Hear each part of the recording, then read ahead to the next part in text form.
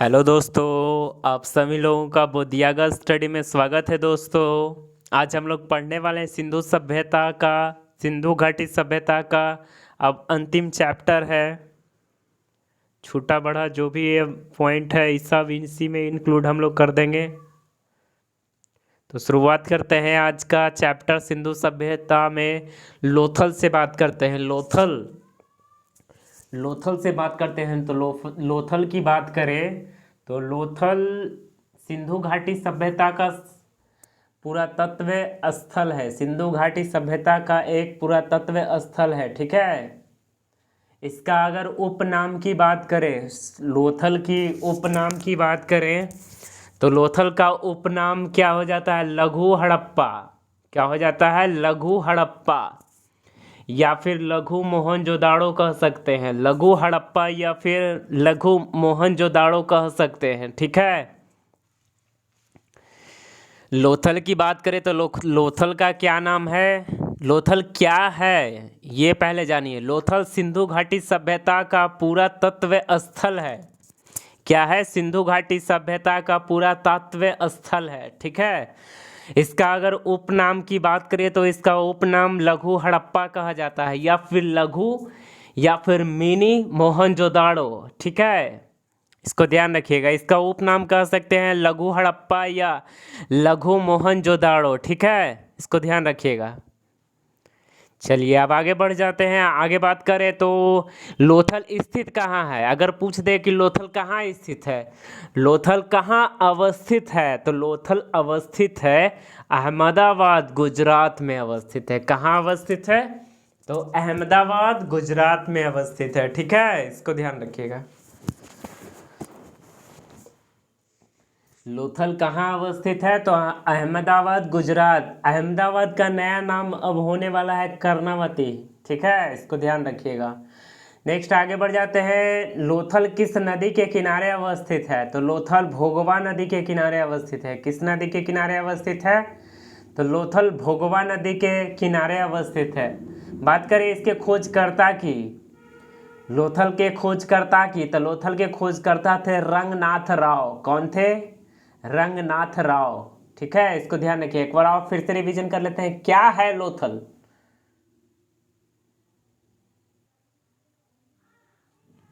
लोथल की बात करें तो लोथल क्या है? तो सिंधु घाटी सभ्यता का पुरातत्व स्थल है। सिंधु घाटी सभ्यता का पुरातत्व स्थल है, ठीक है। कहाँ अवस्थित है? तो अहमदाबाद गुजरात इंडिया, ठीक है। अहमदाबाद जो कि राज्य गुजरात, बात करें देश तो इंडिया, ठीक है। अहमदाबाद का नया नाम होने वाला है कर्णावती, कंफ्यूज मत कीजिएगा। अगर पूछ दे किस नदी के किनारे है लोथल, किस नदी के किनारे है, तो लोथल भोगवा नदी के किनारे है। कौन से नदी के किनारे है? भोगवा नदी के किनारे है, ठीक है। इसको ध्यान रखिएगा। लोथल भोगवा नदी के किनारे अवस्थित है। अगर इसके खोजकर्ता की बात करें तो इसके खोजकर्ता कौन है? रंगनाथ राव। कौन है? रंगनाथ राव है, ठीक है। इसको ध्यान रखिएगा। चलिए लोथल से जुड़े प्रमुख साक्ष्य की बात करें तो प्रमुख साक्ष्य की बात करें तो प्रमुख साक्ष्य हैं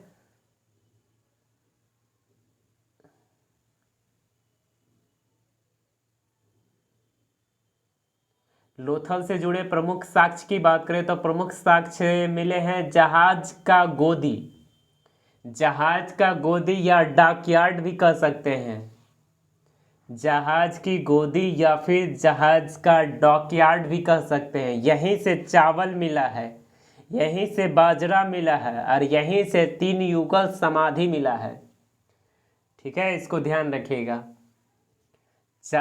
जहाजों की गोदी जिसे डॉकयार्ड कहते हैं, या फिर दूसरा चावल का साक्ष्य यहीं से मिला है, बाजरा का साक्ष्य भी यहीं से मिला है, 3 युगल समाधि का साक्ष्य भी यहीं से मिला है। नेक्स्ट आगे बात करें तो चावल का साक्ष्य कहाँ से मिला है? तो लोथल से मिला है। चावल का साक्ष्य कहाँ से मिला है? तो लोथल से मिला है। लोमड़ी प्लस पक्षी का साक्ष्य कहाँ से मिला है? तो लोमड़ी प्लस पक्षी का साक्ष्य मिला है लोथल से। चित्र होगा बना हुआ, ठीक है। इसको ध्यान रखिएगा। घोड़ा की मृग मूर्तियां मिली है मिट्टी की। घोड़ा की मृण मूर्तियां मिली है मिट्टी की, ठीक है।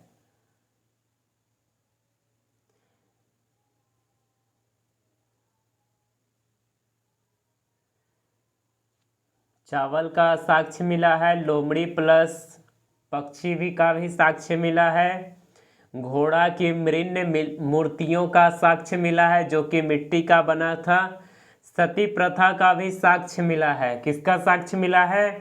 तो सती प्रथा का भी साक्ष्य मिला है। नोट ध्यान रखिएगा, नोटेड पॉइंट है। मनका का कारखाना कहाँ अवस्थित है? तो मनका का कारखाना लोथल प्लस चाहुंद्रो में अवस्थित है। एकदम इसको ध्यान रखिएगा, थोड़ा सा मिस भी मत कीजिएगा, ठीक है। अगर पूछ दे मनका जो कि स्त्रियों का श्रृंगार होता है, मनका का कारखाना कहाँ मिला है? तो मनका का कारखाना लोथल प्लस चाहुंद्रो में मिला है, लोथल प्लस चाहुंद्रो, ठीक है। नेक्स्ट आगे बढ़ जाते हैं। अगर बात करें अग्निकुंड, अग्निकुंड का साक्ष्य कहाँ कहाँ मिला है? तो लोथल और कालीबंगा में मिला है, लोथल और कालीबंगा में मिला है। अग्निकुंड का साक्ष्य कहाँ से मिला है? तो अग्निकुंड का साक्ष्य मिला है लोथल प्लस कालीबंगा से। कहाँ कहाँ से मिला है? लोथल प्लस कालीबंगा से मिला है, ठीक है, इसको ध्यान रखिएगा। नेक्स्ट आगे बात करें चावल, चावल का साक्ष्य कहाँ से मिला है? तो चावल का साक्ष्य मिला है लोथल प्लस रंगपुर से, लोथल प्लस रंगपुर से साक्ष्य मिला है, ठीक है, इसको ध्यान रखिएगा। मनका का कारखाना कहाँ मिला है? मनका का कारखाना लोथल प्लस चाहुंद्रो, लोथल प्लस चाहुंद्रो से मिला है, लोथल और चाहुंद्रो से मिला है मनका का कारखाना, ठीक है, इसको ध्यान रखिए। अगर अग्निकुंड की बात करें तो अग्निकुंड का साक्ष्य मिला है लोथल प्लस कालीबंगा से, लोथल प्लस कालीबंगा से।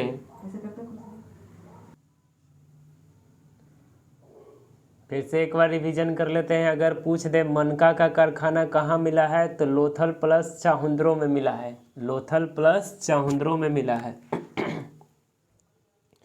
नेक्स्ट अगर आगे बात करें अग्निकुंड की, तो अग्निकुंड का साक्ष्य कहाँ से मिला है? तो अग्निकुंड का साक्ष्य मिला है लोथल प्लस कालीबंगा से, लोथल प्लस कहाँ से मिला है? कालीबंगा से। अग्निकुंड का साक्ष्य कहाँ से मिला है? लोथल प्लस कालीबंगा से मिला है। अगर बात करें चावल की, अगर बात करें चावल की, तो चावल का साक्ष्य मिला है लोथल प्लस रंगपुर से। कहाँ से मिला है? लोथल प्लस रंगपुर से मिला है, ठीक है, इसको ध्यान रखिएगा। मनका का कारखाना लोथल प्लस कहाँ से मिला है? लोथल प्लस चाहुंद्रो से। मनका का कारखाना लोथल प्लस चाहुंद्रो से। अगर अग्निकुंड की बात करें तो लोथल प्लस कालीबंगा से। अगर हम बात करें चावल का, तो चावल का लोथल प्लस रंगपुर से। मनका का लोथल प्लस चाहुंद्रो, और इसके बाद अग्निकुंड का तो लोथल प्लस कालीबंगा, और चावल का लोथल प्लस रंगपुर।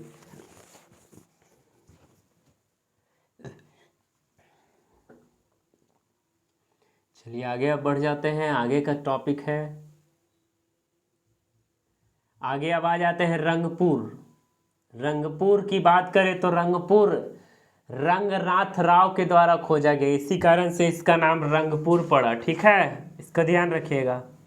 रंगपुर रंगनाथ राव के द्वारा खोजा गया, रंगनाथ राव के द्वारा खोजा गया, रंगनाथ राव के द्वारा खोजा गया रंगपुर। अगर पूछ दे रंगपुर किसके द्वारा खोजा गया है, तो रंगपुर जो है रंगनाथ राव के द्वारा खोजा गया है। किसके द्वारा खोजा गया है? तो रंगनाथ राव के द्वारा खोजा गया है। अगर पूछ दे रंगपुर स्थित कहाँ है, तो रंगपुर स्थित है काठियावाड़ गुजरात में। कहाँ स्थित है? काठियावाड़ गुजरात में अवस्थित है, ठीक है। रंगपुर रंगनाथ राव द्वारा खोजा गया। रंगपुर अगर पूछ दे किसके द्वारा खोजा गया, तो रंगनाथ राव के द्वारा खोजा गया। अगर पूछ दे रंगपुर जो अवस्थित कहाँ है, तो रंगपुर अवस्थित है काठियावाड़ गुजरात में। कहाँ अवस्थित है? तो काठियावाड़ गुजरात में अवस्थित है, ठीक है। नेक्स्ट आगे बात करते हैं। तो अगर बात करें, पूछ दे रंगपुर किस नदी के किनारे अवस्थित है, रंगपुर जो है किस नदी के किनारे अवस्थित है, तो रंगपुर अवस्थित है मादर नदी के किनारे, ठीक है। कौन सी नदी के किनारे? मादर नदी के किनारे। चलिए एक बार फिर से रिवीजन कर लेते हैं। हड़प्पा कौन सी नदी के किनारे? रावी नदी किनारे। मोहनजोदाड़ो सिंधु नदी, चाहुंद्रो सिंधु नदी, लोथल भोगवा नदी, रंगपुर मादर नदी के किनारे अवस्थित है। ठीक है, इसको ध्यान रखिएगा। रंगपुर से मिले साक्ष्य का ध्यान रखिएगा।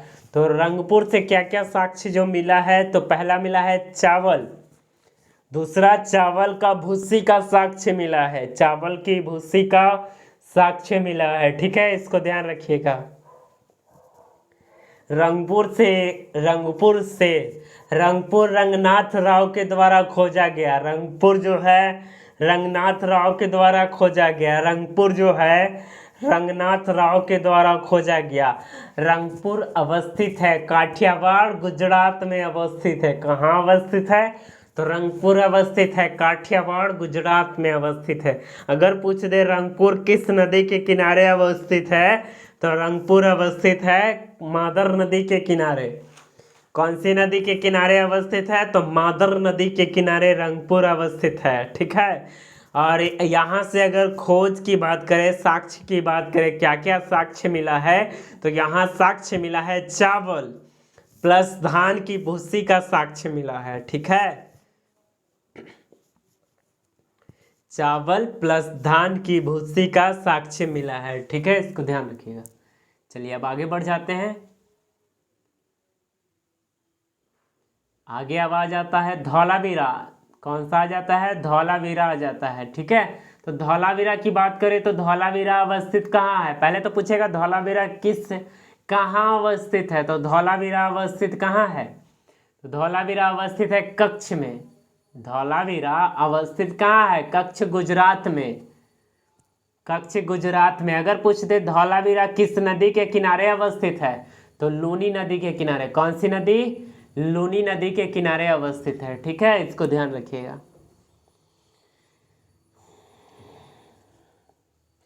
लूनी नदी के किनारे अवस्थित है। ठीक है, धौलावीरा कच्छ गुजरात में अवस्थित है, लूनी नदी के किनारे अवस्थित है। कौन सी नदी के किनारे, लूनी नदी के किनारे अवस्थित है। और अगर पूछ दे इसके खोजकर्ता की बात करें, या उत्खननकर्ता भी बोल सकते हैं, तो जेपी जोशी और आरएस विष्ट। धौलावीरा अवस्थित कच्छ गुजरात में अवस्थित है। अगर पूछ दे कौन सी नदी के किनारे अवस्थित है, तो लूनी नदी के किनारे अवस्थित है। अगर इसके उत्खननकर्ता या खोजकर्ता की बात करें, तो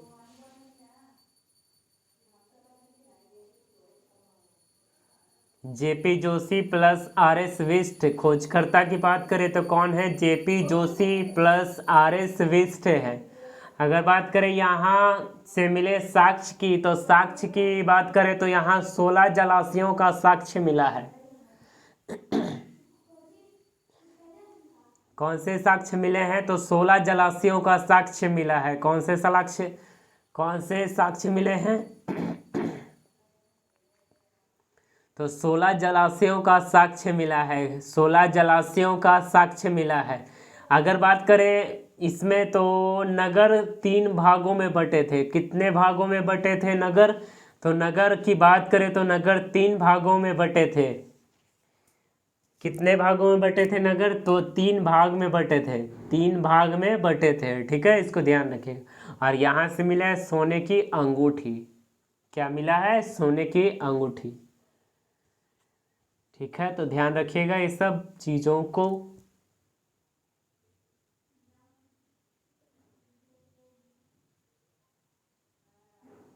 नेक्स्ट फिर से एक बार और रिवीजन कर लेते हैं। धौलावीरा अवस्थित है कच्छ गुजरात में। कहाँ अवस्थित है, कच्छ गुजरात में। अगर कौन सी नदी किनारे पूछे, तो लूनी नदी के किनारे अवस्थित है। कौन सी नदी के किनारे अवस्थित है, तो लूनी नदी के किनारे अवस्थित है। अगर इसके खोजकर्ता या उत्खननकर्ता की बात करें, तो इसके खोजकर्ता या उत्खननकर्ता कौन है, तो JP Joshi plus RS Bisht हैं। कौन है, JP Joshi plus RS Bisht हैं। ठीक है, इसको ध्यान रखिएगा, JP Joshi plus RS Bisht हैं।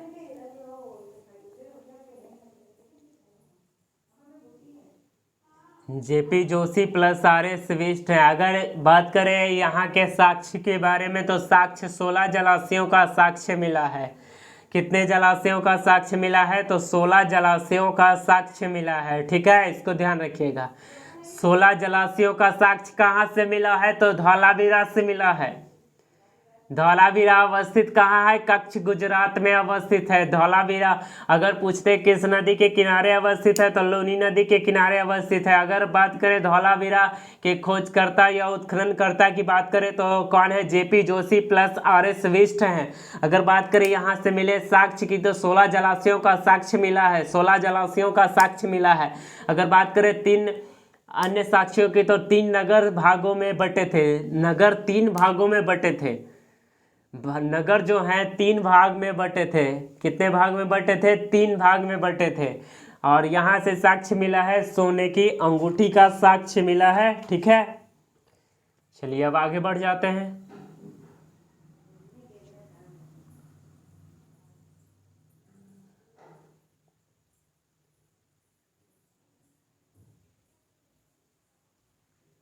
चलिए अब आगे बात करते हैं। हड़प्पा सभ्यता का भौगोलिक विस्तार या फिर उसके चौहद्दी की बात करें।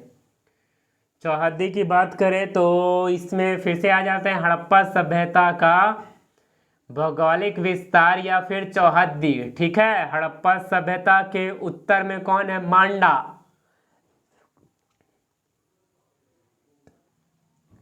हड़प्पा सभ्यता के उत्तर की बात करें तो हड़प्पा सभ्यता के उत्तर में अवस्थित है मांडा। मांडा कहाँ अवस्थित है? मांडा अवस्थित है जम्मू एंड कश्मीर राज्य में। मांडा अवस्थित है जम्मू कश्मीर राज्य में अवस्थित है। कहाँ अवस्थित है? तो जम्मू कश्मीर राज्य में मांडा अवस्थित है। ठीक है, इसको ध्यान रख लीजिएगा। अगर बात करें हड़प्पा के दक्षिण में, उत्तर में मांडा जो कि जम्मू एंड कश्मीर में अवस्थित है। दक्षिण की बात करें तो दक्षिण में अवस्थित है दैमाबाद। कौन सा है? दैमाबाद है। दैमाबाद जो कि महाराष्ट्र में अवस्थित है। हड़प्पा का भौगोलिक विस्तार या चौहद्दी की बात करें तो उत्तर में मांडा जम्मू कश्मीर में अवस्थित है। अगर दक्षिण की बात करें तो दक्षिण में दैमाबाद जो कि महाराष्ट्र में अवस्थित है। अगर पूरब की बात करें तो पूरब में आलमगीरपुर है। आलमगीरपुर कहाँ अवस्थित है? तो मेरठ यूपी में अवस्थित है। कहाँ अवस्थित है? मेरठ यूपी में अवस्थित है। ठीक है, इसको ध्यान रखिएगा। अगर हड़प्पा के पश्चिम में बात करें तो पश्चिम में सुतकागेडोर है जो कि बलूचिस्तान में पड़ता है। सुतकागेडोर जो कि बलूचिस्तान में पड़ता है। कहाँ पड़ता है? बलूचिस्तान में पड़ता है। ठीक है, इसको ध्यान रखिएगा। हड़प्पा का भौगोलिक विस्तार उत्तर में मांडा जो कि जम्मू कश्मीर में अवस्थित है। दक्षिण में दैमाबाद जो कि महाराष्ट्र में अवस्थित है। पूरब में है अवस्थित आलमगीरपुर। आलमगीरपुर कहाँ है? मेरठ यूपी में है। आलमगीरपुर मेरठ यूपी में है। अगर पश्चिम की बात करें तो सुतकागेडोर बलूचिस्तान पाकिस्तान में अवस्थित है। चलिए अब आगे बढ़ जाते हैं। आगे बात करते हैं हड़प्पा से जुड़ी महत्वपूर्ण जानकारियां। हड़प्पा से जुड़ी महत्वपूर्ण जानकारियां। तो हड़प्पा से जुड़ी महत्वपूर्ण जानकारियों में से बात करते हैं। प्राचीन भारत का इतिहास का शुरुआत हड़प्पा सभ्यता से होता है। प्राचीन भारत के इतिहास का शुरुआत हड़प्पा सभ्यता से होती है। हड़प्पावासी सौंदर्य प्रेमी थे। क्या थे? सौंदर्य प्रेमी थे। हड़प्पावासी सौंदर्य प्रेमी थे। यहाँ की स्त्रियां 16 प्रकार से बाल बांधती थी। यहाँ की स्त्रियां 16 प्रकार से बाल बांधती थी और साथ साथ में सौंदर्य प्रसाधन का भरपूर प्रयोग करती थी। ठीक है, चलिए अब आगे बढ़ जाते हैं। यहाँ के पुरुष दाढ़ी वर्गाकार रखा करते थे। कैसा रखा करते थे? वर्गाकार। यहाँ के पुरुष यानी हड़प्पा सभ्यता के पुरुष दाढ़ी वर्गाकार रखा करते थे। इस प्रमाण मोहनजोदाड़ो से प्राप्त पुजारी की मूर्ति मोहनजोदाड़ो से प्राप्त। इसका प्रमाण जो है मोहनजोदाड़ो से प्राप्त पुजारी की मूर्ति से की गई है। हड़प्पावासी को धातु विज्ञान का भी ज्ञान था क्योंकि वे तांबा टीना को मिलाकर कांसा बनाते थे। हड़प्पावासी को धातु विज्ञान का भी ज्ञान था क्योंकि वे तांबा और टीना को मिलाकर कांसा बनाते थे। क्या बनाते थे? कांसा बनाते थे। सैंदावासी, सैंदावासी उन्हीं को कहते हैं, हड़प्पावासी को। सैंदावासी चिकित्सा विज्ञान में परिचित थे। सैंधववासी जो कि चिकित्सा विज्ञान से परिचित थे और वे औषधि के रूप में शिलाजीत और समुद्री फेन का प्रयोग करते थे। सैंधववासी चिकित्सा विज्ञान से भी परिचित थे और वे औषधि के रूप में शिलाजीत और समुद्री फेन का प्रयोग करते थे। ठीक है, चलिए अब आगे बढ़ जाते हैं। हड़प्पावासी शल्य चिकित्सा का प्रमाण कहाँ से मिला है? तो मिला है कालीबंगा से मिला है। शल्य चिकित्सा का प्रमाण कालीबंगा से मिला है, जिसमें एक बच्चे की खोपड़ी में 6 छेद किए मिले हैं। शल्य चिकित्सा का प्रमाण कालीबंगा से मिला है जिसमें एक बच्चे के खोपड़ी में 6 छेद हैं। भूकंप का प्रमाण कालीबंगा से मिला है। कहाँ से मिला है? भूकंप का प्रमाण कहाँ से मिला है? तो कालीबंगा से मिला है। भूकंप का प्रमाण कहाँ से मिला है? तो कालीबंगा से मिला है। ठीक है, ध्यान रखिएगा। चलिए अब आगे बढ़ जाते हैं। सिंधु सभ्यता में 16 का संयोग कौन कौन सा है? 16 का संयोग कौन कौन सा है? तो 16 का संयोग है केश विन्यास, 16 प्रकार से झारा करते थे, और 16 जलाशयों का साक्ष्य मिला है धौलावीरा से, याद रखिएगा। ठीक है, और माप तौल का इकाई भी 16 इकाई में था। 16 का 3 संयोग लगा, केश विन्यास जलाशय जो कि धौलावीरा में अवस्थित है, माप की इकाई जो कि 16 के रेशियो में है। सिंधु घाटी सभ्यता में धौलावीरा एकमात्र स्थल है जहां स्टेडियम का साक्ष्य मिला है। क्या चीज का साक्ष्य मिला है? स्टेडियम का साक्ष्य मिला है। ठीक है, इसको ध्यान रखिएगा। सिंधु घाटी सभ्यता में धौलावीरा एकमात्र ऐसा स्थल है जहां स्टेडियम का साक्ष्य मिला है। क्या चीज का साक्ष्य मिला है? स्टेडियम का साक्ष्य मिला है। ठीक है, चलिए अब आगे बढ़ जाते हैं। सिंधु घाटी सभ्यता सड़क एक दूसरे के समकोण में काटते थे। कैसे काटते थे? एक दूसरे के समकोण में काटते थे। सिंधु घाटी सभ्यता का सड़क एक दूसरे से समकोण पर काटते थे। सड़क बनती थी ग्रिड पद्धति के द्वारा। सड़क कैसे बनती थी? तो ग्रिड पद्धति के द्वारा बनती थी। ठीक है, ग्रिड पद्धति के द्वारा। कैसे बनती थी? तो ग्रिड पद्धति के द्वारा। सिंधु घाटी सभ्यता का सड़क एक दूसरे को समकोण में काटती थी। सड़क बनता था ग्रिड पद्धति के द्वारा।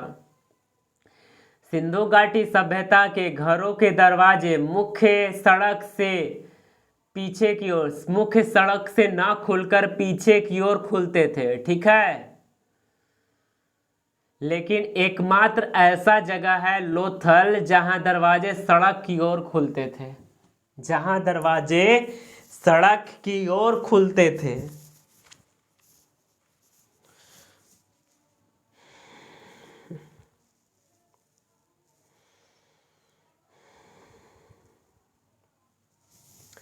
सिंधु घाटी सभ्यता के सड़क एक दूसरे को समकोण में काटते थे। सड़क बनता कैसे था? तो ग्रिड पद्धति से बनता था। ठीक है, इसको ध्यान रखिएगा। सिंधु घाटी सभ्यता के घरों के दरवाजे मुख्य सड़क से ना खुलते हुए पीछे की ओर खुलते थे। सिंधु घाटी सभ्यता के दरवाजे, घरों के दरवाजे मुख्य सड़क से ना खुलकर पीछे की ओर खुलते थे, लेकिन एकमात्र अपवाद में ऐसा स्थल है लोथल जहां दरवाजे सड़क की ओर ही खुलते थे, जहां दरवाजे सड़क की ओर ही खुलते थे। चलिए अब आगे बात कर लेते हैं। सिंधु घाटी सभ्यता के मुहर सेल खड़ी के बने होते थे। सिंधु घाटी सभ्यता के मुहर सेल खड़ी के बने होते थे, जिसकी आकृति आयताकार, वर्गाकार और बेलनाकार होती थी एवं वृत्ताकार भी होती थी। ठीक है, सिंधु घाटी सभ्यता के मुहर सेल खड़ी के बने होते थे। कैसी बनी होती थी? सेल खड़ी के बने होती थी, जिसकी आकृति आयताकार, वर्गाकार, बेलनाकार, वृत्ताकार होता था। ठीक है, सर्वाधिक मुहर का साक्ष्य कहाँ से मिला? अगर पूछ दे सर्वाधिक मुहर का साक्ष्य कहाँ से मिला है तो मोहनजोदड़ो से मिला है। ठीक है, कहाँ से मिला है? तो मोहनजोदड़ो से मिला है। हड़प्पा सभ्यता के ईंटे 4:2:1 के रेशियो में होते थे।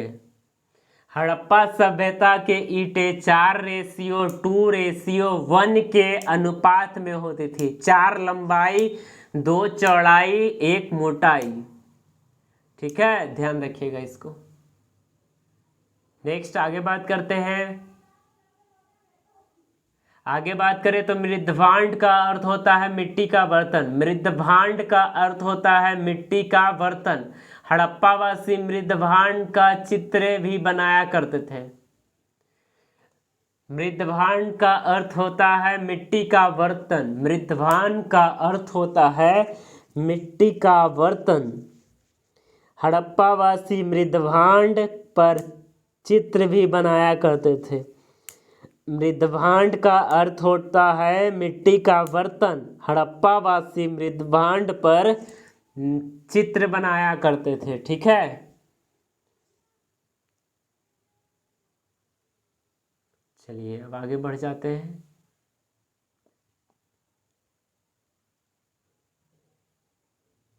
आगे बात करें तो मृण्मय मूर्ति जो कि मिट्टी की मूर्ति थी। मृण्मय मूर्ति जो कि मिट्टी की मूर्ति थी। कैसी थी? मृण्मय मूर्ति जो कि मिट्टी की मूर्ति थी। ठीक है, कैसी थी? मृण्मय मूर्ति जो कि मिट्टी की मूर्ति थी। ठीक है, इसको ध्यान रखिएगा। मृण्मय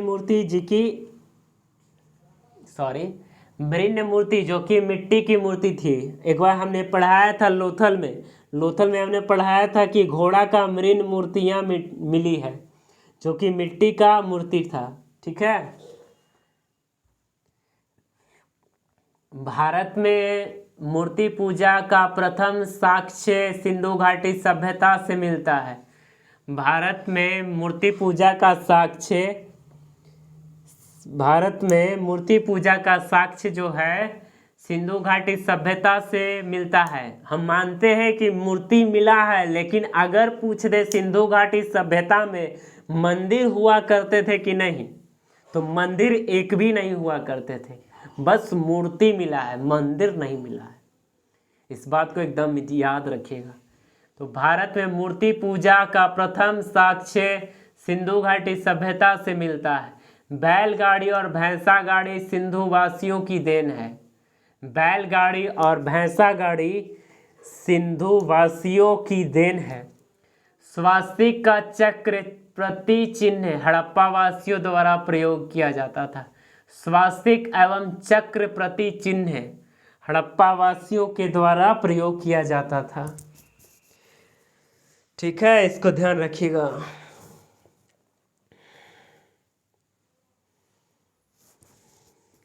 स्वास्तिक एवं चक्र प्रति चिन्ह हड़प्पा वासियों द्वारा प्रयोग किया गया था।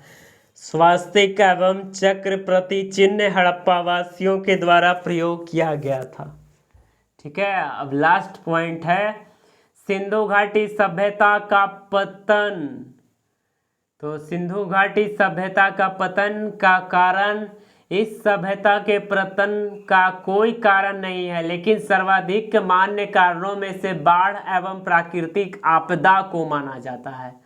बाढ़ एवं प्राकृतिक आपदा को माना जाता है। ठीक है, इसको ध्यान रखिएगा। तो सिंधु घाटी सभ्यता या हड़प्पा सभ्यता का टॉपिक यहीं तक था। हड़प्पा टॉपिक समाप्त होता है यहाँ से।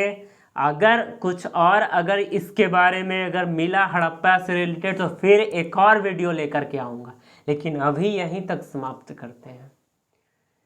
ठीक है, तो आज का टॉपिक यहीं तक रखते हैं। आप सभी लोगों का धन्यवाद।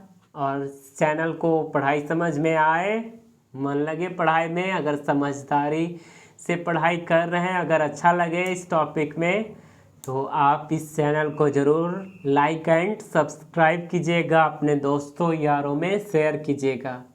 ठीक है, अगर कोई परेशानी हो तो कमेंट सेक्शन में इसका जवाब दीजिएगा। ठीक है, आज का टॉपिक यहीं तक। धन्यवाद।